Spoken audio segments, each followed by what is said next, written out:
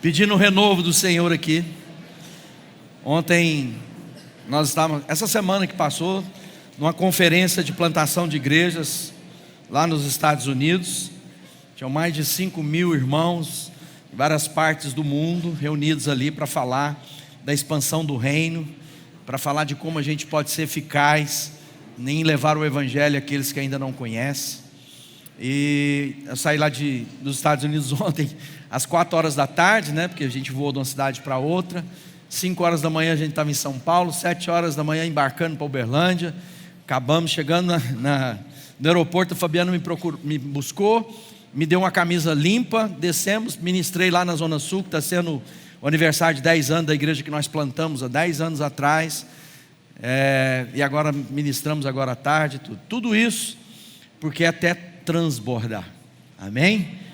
Então, tudo que a gente vai aprendendo na vida é não se acomodar com aquilo que já alcançamos, mas buscarmos de Deus o renovo contínuo, o crescimento, né, com consistência e com constância, para que a gente possa de fato transbordar daquilo que é a presença dEle em nós, da alegria dEle, da bondade dEle, da misericórdia dEle.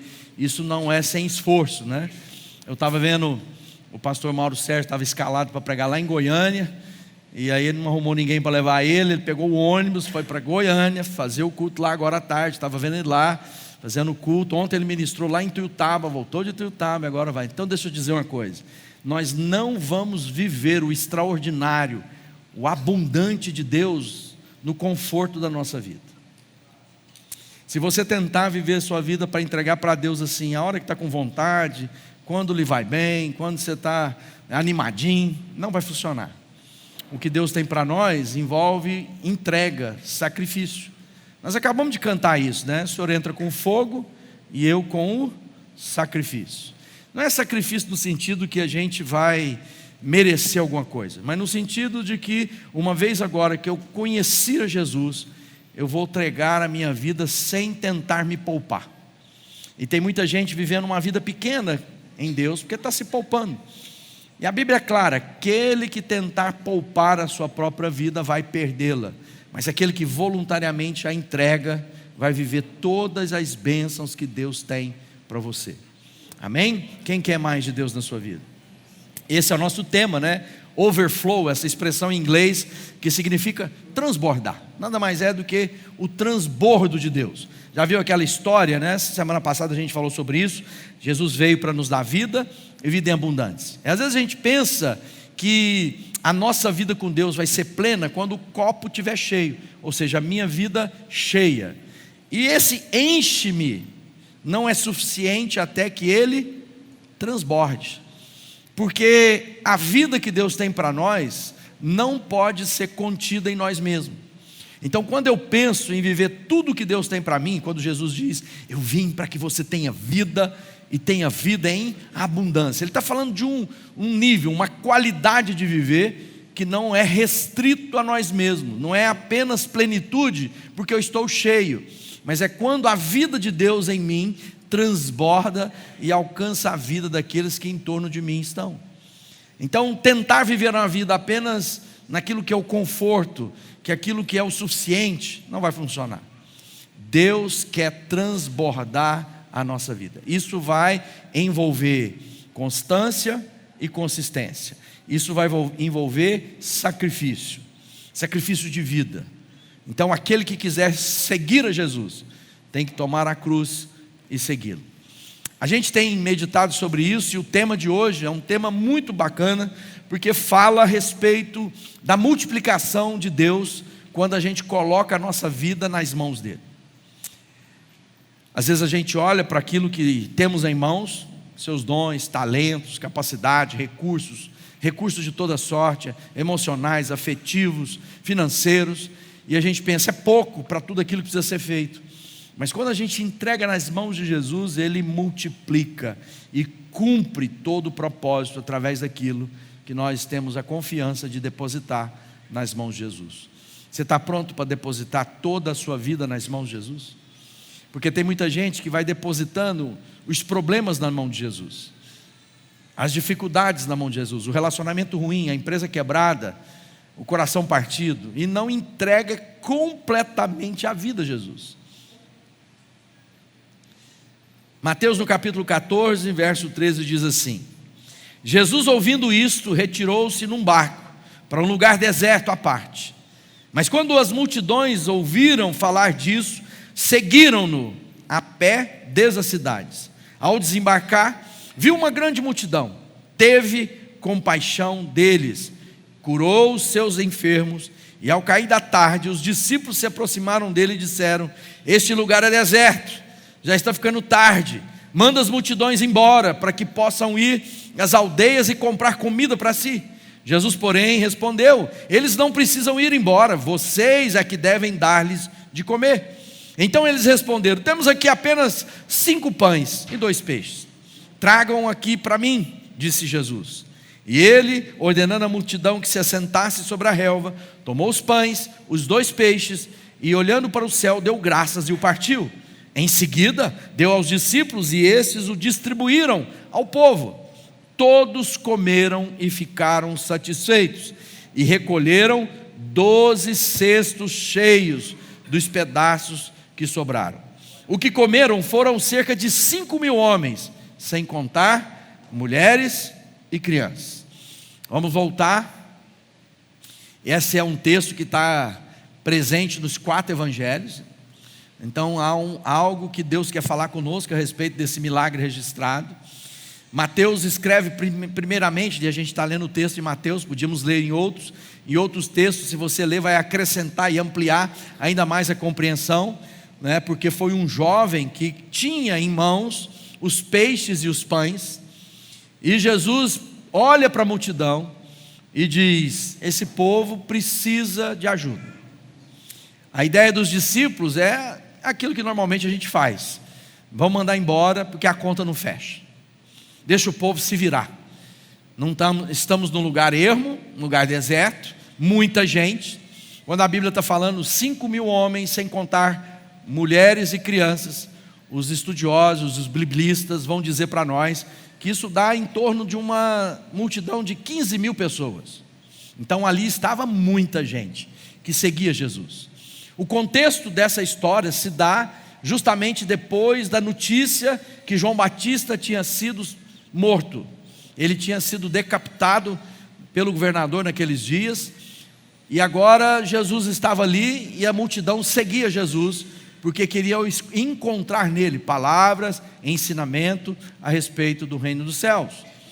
O importante é a gente olhar para isso e pensar: bom, as multidões seguem a Jesus, Jesus para o que estava fazendo para atender a necessidade deles, para que de alguma forma pudesse anunciar o reino de Deus. Quando a gente vê os discípulos dando palpite para Jesus, e normalmente vamos ver que todas as ideias dos discípulos para Jesus que estão registradas na Bíblia, quase na totalidade, eram ideias que nada tem a ver com o plano e o projeto de Deus. O que nos ensina que talvez é preciso parar de dar opinião para Deus a respeito das suas coisas e obedecer o que Deus tem para a sua vida. Porque ali estava a multidão, e a lógica era o quê? Olha, nós não temos suprimento, ninguém fez uma logística, ninguém providenciou uma comida para tamanha multidão. A lógica humana vai dizer o quê? É mais seguro, mais plausível, mais lícito ou mais responsável mandar aquelas pessoas para casa para que eles encontrem o que comer. Mas Jesus tinha uma ideia diferente daquilo que iria acontecer, e ele vai aproveitar aquele momento para ensinar coisas profundas à minha vida e à sua vida, e como a gente precisa entender a vida abundante que Deus tem para nós. É um milagre de superabundância, o que nos faz pensar que Deus não quer dar a nós apenas o suficiente, mas Ele quer dar uma porção que vai além da nossa necessidade, para que aquilo que transborda possa cumprir o propósito de Deus além de nós. Há uma história na Bíblia que fala a respeito de um homem que fez uma grande colheita. E na colheita que ele fez, a ideia dele é: vou construir celeiros maiores, vou guardar para mim uma porção tão grande que eu vou poder dizer para minha alma: folga e deleita-te. E a palavra de Deus ensina que aquele homem recebe uma palavra da parte de Deus que é: louco, esta noite pedirão a sua alma. Ou seja, a tentativa humana de trazer para si uma segurança naquilo que possui é loucura. Nós precisamos ser como aqueles que entendem que o transbordo de Deus não é para que a gente apenas aumente os nossos celeiros, mas é para que a gente possa cumprir o propósito de Deus naquilo que Ele pôs além do suficiente para a nossa própria vida. Isso tem a ver com generosidade, com obediência, isso tem a ver com a nossa disposição de colocar nas mãos de Deus tudo o que temos. Ali naquela ocasião, esse texto de Mateus não cita, mas ele pergunta: o que vocês têm?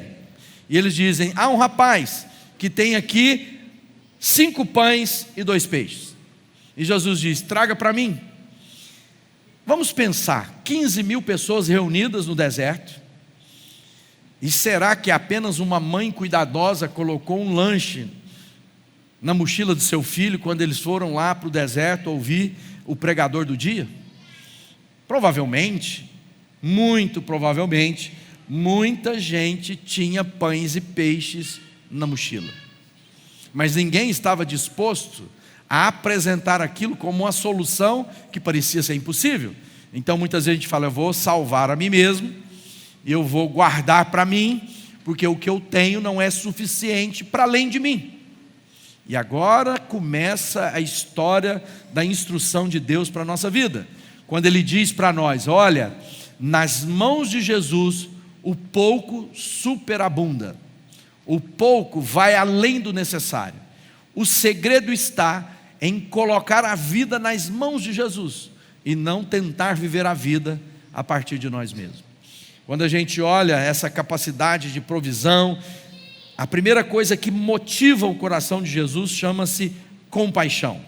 Compaixão vem da palavra, uma palavra grega. Todo o Novo Testamento é escrito na língua grega, porque era a língua comum, comercial daqueles dias. Havia um grande império, o Império Romano, que adota a língua grega como a língua da comunicação entre as províncias, entre os países que foram dominados pelo Império Romano. E então os evangelistas, todo o Novo Testamento, os discípulos de Jesus, se utilizam do grego para comunicar uma verdade. E hoje a gente vai passar por algumas coisas. O primeiro ponto que a gente vai aprender hoje é o seguinte: a primeira coisa é: Jesus motivava as suas ações, ou seja, Ele era motivado pelo quê? Pela compaixão. E o termo grego de compaixão é uma total entrega e engajamento na transformação daquele que sofre. Compaixão não é apenas ter dó de alguém. E às vezes a gente sente isso, fala: que pena, coitado, que dó que eu tenho, olha quanta gente. Não, é olhar para a multidão e pensar: como eu posso me engajar na dor do outro, de maneira que aquilo que está na minha vida é resposta para a vida de alguém. Isso é algo que Deus requer de todos nós que somos discípulos de Jesus. Ou seja, tudo que Jesus fez, tudo que Jesus opera, era para ser um modelo pleno para a minha vida e para a sua vida. Ou seja, Jesus não é uma pessoa apenas para ser admirada. Jesus é uma pessoa para que nós sejamos copiadores dele. Nós copiamos os passos de Jesus. O Evangelho é simples: é conhecer a Jesus, fazer com que a minha vida agrade o coração de Jesus e transformar a minha vida em alguém mais parecido com Jesus a cada dia. E uma das características do nosso Senhor e Mestre: compaixão. Como tem sido a sua vida? Quando você anda pelas ruas, quando você passa por aqueles que sofrem, o que vem no seu coração? Aquela voz que diz: obrigado que eu não sou como esse? Ou algo que diz lá dentro: aquilo que está na sua vida precisa ser compartilhado para mudar a vida dos outros?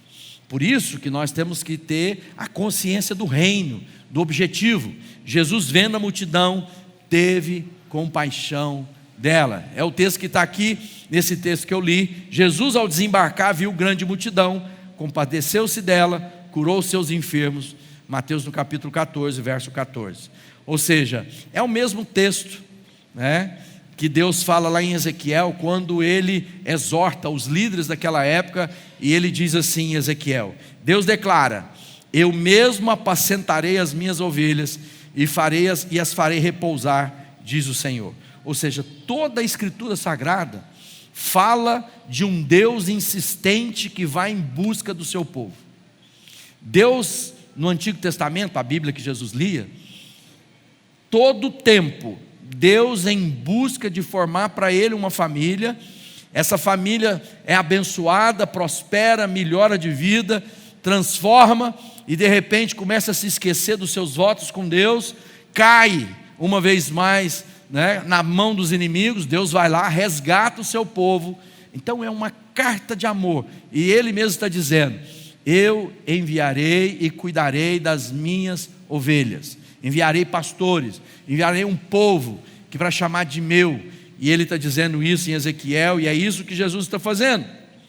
Lá em Mateus, no capítulo 9, um pouco antes desse texto que a gente está lendo, diz assim a respeito de Jesus: ao ver as multidões, Jesus sentiu grande compaixão pelas pessoas, porque elas estavam aflitas e desamparadas, como ovelhas que não têm pastor. Ou seja, Jesus reconhece a sua dor. Jesus conhece o seu coração. Jesus sabe da sua necessidade, e Ele vem em nossa direção para mudar a nossa vida. Quando a gente olha para isso, nós somos chamados para viver dessa maneira. Pedro exorta todos nós a viver esse tipo de vida. Ele fala assim: quanto ao mais, meus irmãos, tenham todos o mesmo modo de pensar, sejam compassivos, amem-se fraternalmente, sejam misericordiosos e humildes. Ou seja, sejam compassivos significa tenham compaixão. Vivam como aquele que vê a dor do seu próximo e busca a resposta de Deus para a vida dele. É sobre isso a nossa série. Nós estamos falando de overflow, de transbordar. É aquilo que Deus colocou na minha vida precisa ser compartilhado. A paz que você alcançou, a alegria de viver, a cura das suas emoções, como você foi capaz de superar as marcas do seu passado. Isso precisa ser compartilhado com aqueles que sofrem. E Jesus está dizendo: tenham o mesmo sentimento, vivam da mesma forma, sejam compassivos. E isso vai nos levar a um segundo ponto. E o segundo ponto é: a provisão de Deus está nas nossas mãos. Então, Deus quer usar o que você tem em mãos. Deixa eu dizer uma coisa, e você anota isso para a sua vida. Para o próximo passo na sua jornada com Jesus, você não precisa de mais nada, já tem na sua vida o próximo passo. Tem muita gente paralisado, pensando como a vida poderia ser se eu tivesse isso, se fosse de tal forma, se a minha vida tivesse de tal maneira, se as circunstâncias fossem mais favoráveis, se eu tivesse a família que eu não tive, se eu tivesse os amigos que me traíram, me abandonaram. Deixa eu dizer, o que está na sua vida é suficiente para o próximo passo na direção das promessas de Deus. Não permita que a voz do inferno te paralise. Não permita que a voz do inferno torne você em outra coisa que não aquela que Jesus tem para você. Então, a participação da provisão de Deus. E agora a gente vai falar de provisão em todos os aspectos. Quando a gente fala de provisão, às vezes a gente pensa apenas na questão financeira, e passa também pela finança, porque finança é uma coisa que separa discípulo e não discípulo de Jesus. Só tem dois senhores: ou você é servo de Deus, ou servo do dinheiro. Isso a Bíblia é claro para nós. Então, se o meu coração não estiver em Jesus, eu vou me tornar idólatra dos recursos que foram colocados na minha vida. Mas eu quero ampliar isso. No verso 15 e 16 do texto diz assim: ao cair da tarde, os discípulos se aproximaram dele e disseram: este é um lugar deserto, e já está ficando tarde, manda embora a multidão para que possam ir aos povoados comprar comida. Jesus respondeu: eles não precisam ir embora, deem vocês mesmos algo de comer. O que está na sua vida que é alimento para quem está perto de você? Talvez seja um abraço amigo,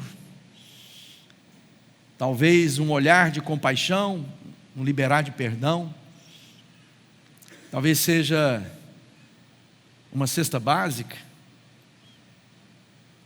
Pensa bem, Deus colocou dons, talentos, recursos na vida de todos nós. Isso não diz respeito a nós mesmos. Aquilo que é a provisão de Deus na minha vida é para que a partir da minha vida eu mesmo possa dar o que comer à vida de outros. E às vezes tudo que eles estão precisando é de uma mensagem que vai transformar a história, porque estão prisioneiros do passado. Gente que está dizendo: minha vida é assim porque você não conhece a família que eu tenho. Fui rejeitado no ventre da minha mãe. Deixa eu dizer, isso tudo é dor mesmo e é real. Mas você não precisa ficar prisioneiro nessas coisas, porque Deus tem um propósito, um plano eterno. Para de arrumar desculpa para a vida mesquinha, vazia e pequena que às vezes a gente vive. Deus está dizendo: eu quero que você tenha vida e vida em abundância. Então há virtude na sua vida. E há muita gente sofrendo no seu entorno. Enquanto você não repartir daquilo que Deus já colocou em você, a própria vida de Deus para o fluxo. Porque nós somos chamados para ser rios de Deus, fluxo de Deus, e não um grande lago em que a gente acumula coisas. Nós somos chamados para que aquilo que passa pela minha vida cumpra um propósito na vida de alguém.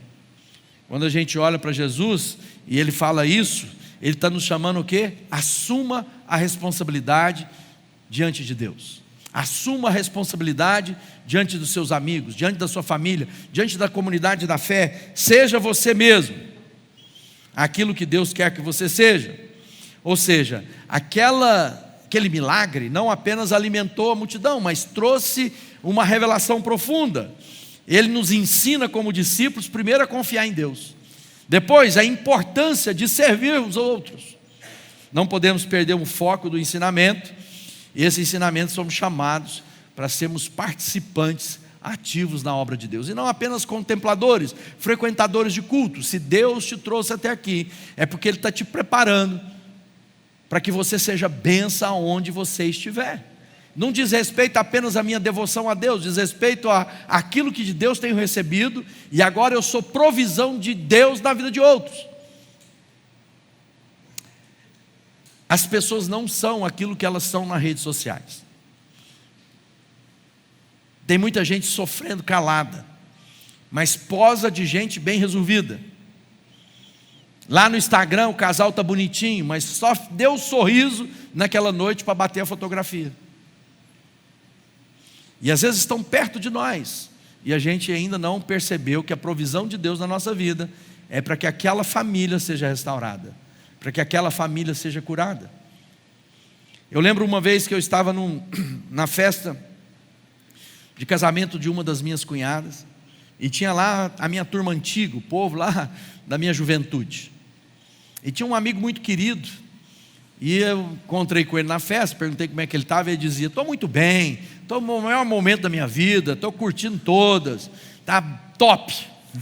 E a festa foi passando, e aí chegou o momento que a gente ia embora. Eu fui lá e abracei ele, mas abracei ele, sabe aquele abraço de segurar? Aquele abraço de coração com coração. E eu segurei ele e falei assim para ele: se você precisar de um amigo, você pode bater na minha casa a hora que você precisar. Era um homem grande. E quando eu falei isso para ele, ele desabou. Ele começou a chorar, de soluçar no meio da festa. Sabe por quê? Porque no fundo estava sofrendo, estava doendo, mas diante das pessoas do entorno dele, ele não podia mostrar a fraqueza, a limitação, as angústias. Ele tinha de pousar de gente que está feliz. Estamos numa festa, está todo mundo feliz. E às vezes a gente é o canal de Deus para dar de alimento, e às vezes a gente não percebeu isso. Então eu quero te desafiar a pensar que eu e você somos parte da provisão de Deus. Voltando à história do rapaz, quando diz assim: eles responderam: temos aqui apenas 5 pães e 2 peixes. E Jesus diz: tragam para mim. O que está na sua vida pode não ser suficiente para a sua casa, para a sua família, para os seus amigos, mas nas mãos de Jesus vai sobrar, vai transbordar, vai ser mais do que você foi capaz de pedir ou imaginar para a sua própria vida. E tem muita gente vivendo uma vida muito aquém do que Deus tem, confusa, inconstante, de altos e baixos. Hoje eu estou o mais feliz do mundo, agora eu quero morrer. Mas quando eu coloco a minha vida nas mãos de Jesus, quando eu entrego tudo que eu tenho nas mãos de Jesus, a história vai ser outra. Então eu quero te desafiar a pensar: o que está nas minhas mãos que precisa ser entregue? E depois, para a gente encerrar, o nosso quarto tópico é: sobra abundantemente quando há generosidade. Olha só o que a palavra de Deus nos ensina aqui. No verso 20 diz assim: todos comeram, ficaram satisfeitos, e os discípulos ainda recolheram 12 cestos cheios de pedaços que sobraram. Aquilo que parecia pouco, 5 pães, 2 peixes, agora tem cestos cheios de sobra, depois do povo ter sido alimentado. Talvez esse número 12 é para lembrar que Deus é um Deus de suprimento de todos. Eram as 12 tribos de Israel. Talvez seja porque eram 12 discípulos, então cada um pôde perceber que aquilo que Deus tem envolve a vida deles, e quando eles obedecem a Deus, há uma porção que é transbordante, é overflow. Você já parou para pensar em colocar nas mãos de Jesus em obediência?